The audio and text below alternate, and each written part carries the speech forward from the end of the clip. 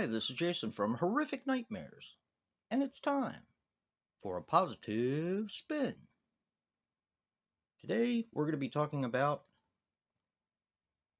Hobgoblins. Now, my history with this film is basically non existent. I had heard of this film, but I hadn't seen it until Vinegar Syndrome put it out on Blu ray. I'm not sure if it was available on other formats. Something tells me it was probably available on VHS, but probably nothing after that until Vinegar Syndrome put it out.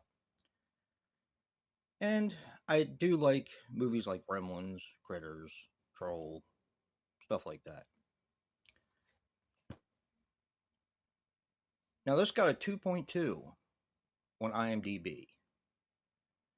And I'm going to talk about that a little bit later, but let me tell you what I like about Hobgoblins. So let's put a positive spin on it. First, I love the creature design. It's kind of a mix between a lot of the other creatures, kind of a mix between Gremlins and Critters in a way. And then you throw in a little bit of Ghoulies. They're just really cool looking creatures. I like the fact that they're held in this warehouse, and they don't really give a lot of reason behind it, which I think is kind of cool. The club that they use in this, I think, is awesome. I mean, the music is decent.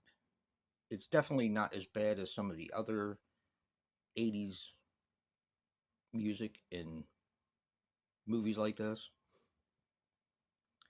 I love the colors, the green, the reds. They're really cool.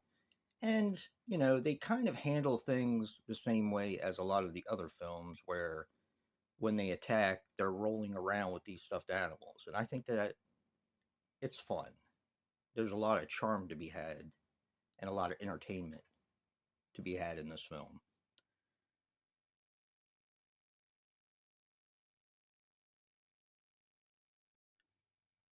The characters are likable, like in most of these types of films, especially Critters.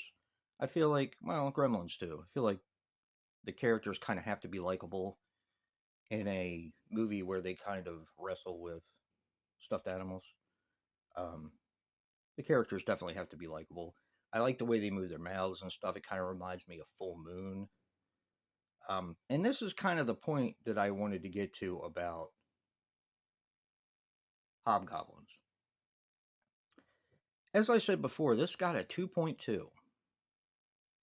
Now, granted, this might have been a little bit later than some of the other films that had the little creatures in them. But you have Gremlins with a 7.3. I completely understand. Well deserved. You have Critters with a 6.1. Again, I love Critters. I think it's a fun movie. Well deserved. Then you have movies like Ghoulies and Troll, which are kind of like on the lower tier of movies like this, with a 4 point, I think they both had a 4.2. Now I'm going by IMDb score, which we don't normally go by, but to get a gist of where this movie ranks with people, you kind of have to, I think. I even looked up Ghastlies, which is this. I think Brett Kelly did it. Now I've never heard anything good about Ghastlies. I almost bought it a couple times, but decided not to because, like I said, I hadn't heard anything good about it. That has a 2.3, which is higher than this. This seems like it has a bit of a cult following. And to be honest, I can't say anything either way about Ghastlies because I've never seen it. But this movie is a ton of fun. And I just don't understand why it gets such a low score and why people make fun of it so much. To me, it's like a full moon movie, like I had said before, and I love full moon. So, and I know a lot of other people love full moon as well. So I really don't understand the disconnect there. So, check out Hobgoblins if you've never seen it. If you like creature movies like this, I think you'd like it. It's just a fun movie. One of the other things I like about it that I almost forgot to say, was the powers that the little hobgoblins have. And that is it's different. And I think that that's cool. They can make you do things with their mind. And I think that that's creative. So check out Hobgoblins, or don't.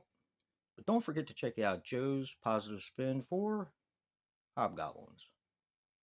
Remember, guys, physical media matters. And until next time,